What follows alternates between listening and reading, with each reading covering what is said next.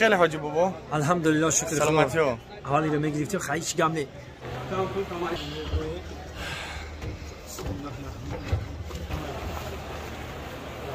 نه با همراه حاجی معروف. سلام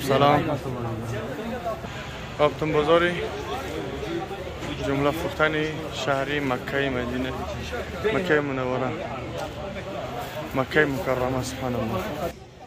خیلی حاجی بابا الحمدلله شکر خدا. سلامتی ها حالی رو میگرفتیم خیلی چی گم نی. میگیریم سربلند باشین دوستان عزیز.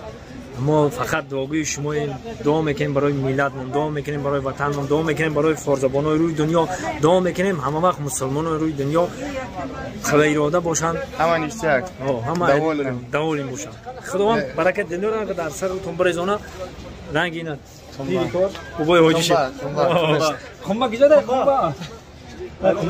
خمبا تو خرید است همه خلق دوالیم باشه. این دو داره که ما حاجی معروف دوال نه زندگی دوال یوخی ما ماگو چه دوال نه حاجی ماگی اعمالش خدا آخرش خدا خداوندم خیلی خرسند داریم مون کدیگه کی دیگه خیلی خرسندی حد و کنار نداره. بچو بیاین دای نه مرا مثال لیش خنبا میگن میلیاردر میگن شما مرا باور نمیکنید. چلی دست دیدی سپوری نکنید مخلوقاتی من گپای بزه مر نگید حرمت کنید. چشونه بفروشن خونه تمام میشته بفروش ماشین پوشین دفع خونه پونه تو بخیر بیرون. اینجا ماشین قدر نداره.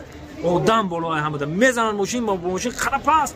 ایش میبره الحمدلله میگه سازی الحمدلله سازی خزان میرم می بخشم میرم جای ما خدای که ماشین شخر نکنه خر کدی پلا میگیرم پلا بالا ندونین آدم و آدمگری را بالا بدونین. اما میگه عالم شدن آسان و آدم شدن خیلی آدم باشید بازم میگم آدم باشید.